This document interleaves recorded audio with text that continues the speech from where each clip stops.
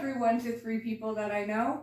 I wanted to start this set with a little bit of verbal foreplay, a little light humor, because I really don't want to get typed as somebody that can only write from a sexual perspective.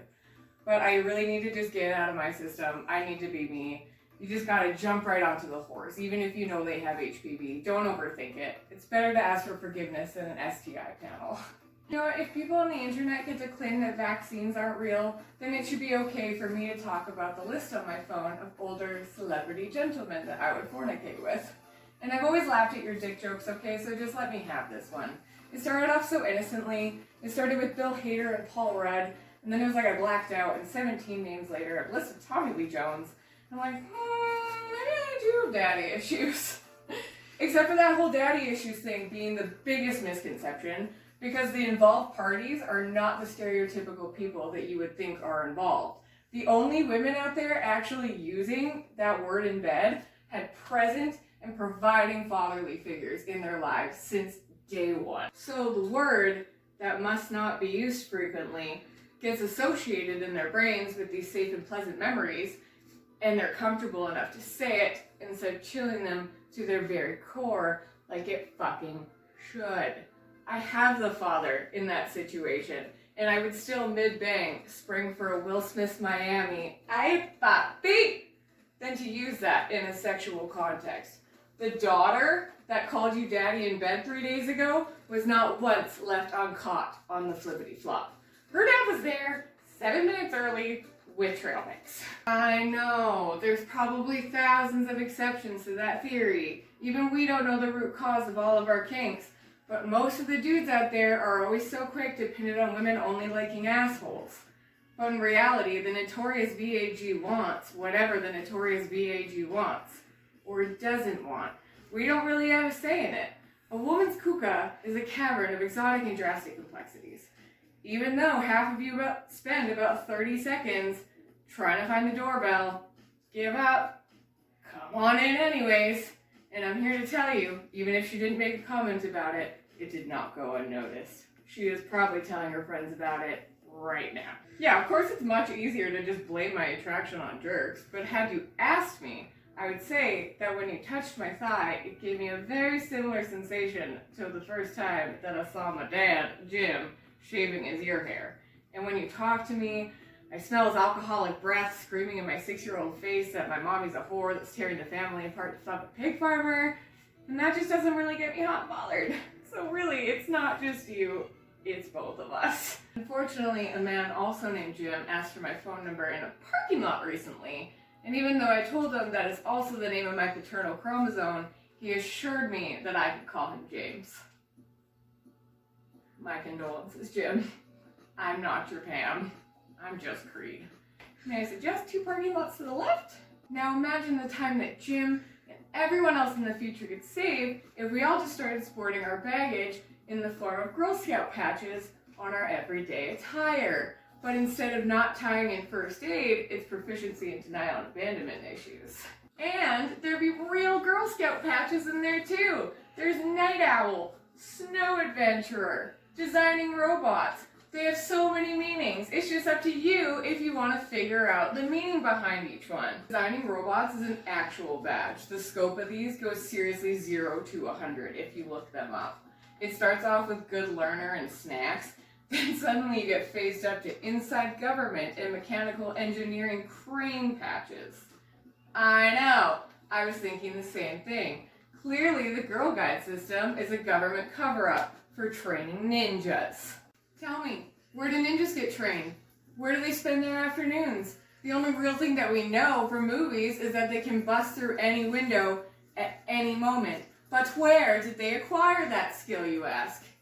Fucking Girl Scouts, man! Think about it! Cadets would be too obvious! That's the first recreational activity that you check! Instead, use the children and soccer moms as the cover-up. They're the most plausibly deniable pink-tailed pawns of the operation. Just humor them with the makes friends and uses resources wisely badges, scientifically drawing all of the Karens towards the purity, and you know a guaranteed side effect would be them taking over the entire operation unpaid, because they're just better at these types of things wrong. But behind the braids and the sashes, These ninjas have already been deemed proficient in cybersecurity and budgeting and business etiquette. Should I have pursued brownies further instead of going to college? Like, I'm honestly asking. I'm a 24-year-old woman with a college degree, and I only learned how to do my taxes literally 2 weeks ago. Meanwhile, there's these little girls out there building robots in a business professional fashion by the mere age of 12. Can somebody please make a graph comparing the numbers of university tuition and a Girl Scout hustle? I need to know which one to pressure my future children to attend. And I'm not good enough at math to get accurate numbers on my own, but what I do know is I personally bought enough boxes of chocolate mint cookies from those girls to make any kind of laundered numbers look very believable in a court of law. I tried to take them down with cold hard evidence, and the judge is like, "Miss Thompson, are you aware that you're only standing on a weigh scale?" And I'm like, "Yeah, doc, something's up, look at those numbers." I'm 67% sure I didn't do that on my own. Suddenly the windows burst open, I'm assassinated twice, and the only evidence that's left is a clover leaf branded on my forehead.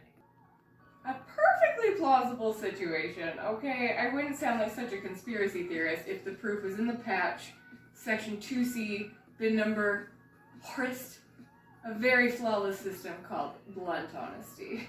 Say goodbye to out-of-the-blue breakups when crap from your past inevitably comes to light. No more left agonizing and wondering which one of your million flaws it was that drove that person to Kansas in the middle of your sleep. It's clearly stated in section 8D, bin number areola, earned the body dysmorphia and the denial patches back in 2005. Thank God that didn't take 8 months. The right person for you would say, "Dope, my stepdad also used to light my socks on fire when I'd fall asleep on the couch. Wanna go get tacos?" See, when things are in your face in colorful stitching, you're not in your head rationalizing the level of fucked up that it is. When I'd wake up, feet ablazed, and start rationalizing like, what a safe and funny joke! I'm sure this is how life feels for everyone. Third-degree burns are fine. I don't need psychiatric aid. Socks are pretty inexpensive anyways. Just bury it in your gut for the next 15 years. Maybe behind the appendix. No one's gonna look there. It's the Pluto of organs. People from pure wholesome families are like, "Which Stephen King novel did you reference that from?" And I'm like, "My autobiography, unfortunately." "Oh, you can't make it for tacos?" "Oh, okay, yeah, I understand. I see. A friend asked me if I was using Christmas money or gift cards while shopping, referencing the Christmas money and gift cards that he still receives from his parents in his stocking. And I'm like, what's a stocking? What's a parent's? Sounds like the warmth and happiness I've been searching for my whole life. Have I been crying for my paychecks like an idiot adult? Tell me more tales. Although I did get a very great holiday gift from my stepdad, Rumpelstiltskin. Naming him Rumpelstiltskin, not for stealing babies, don't worry, only childhoods. And the gift being leaving me out of the mass Samantha's a whore text. Is his number blocked? Who's to say? Whores already know they're whores. It's everyone else that needs the memo at 11 a.m., drunk as shit on Boxing Day. We all know that when Santa said ho, ho, ho, he was really saying Samantha Jean Thomson. And I mean, the timing couldn't have been better, actually. A couple of years back, he phoned everyone to let us know that my older sister's a slut. So, I mean, new content was really overdue by now. Before wrapping things up, I'd like to leave everyone with a quick reassurance. I have never had a problem with heroin usage. I know, with the ingredients that I've laid out, that is supposed to be the end product. I too am surprised I haven't at least shot up behind a Zeller's once or twice. But nope, just long cries and humor, and this guy's heroin. Meanwhile, all the secret ninjas in training have already been deemed proficient.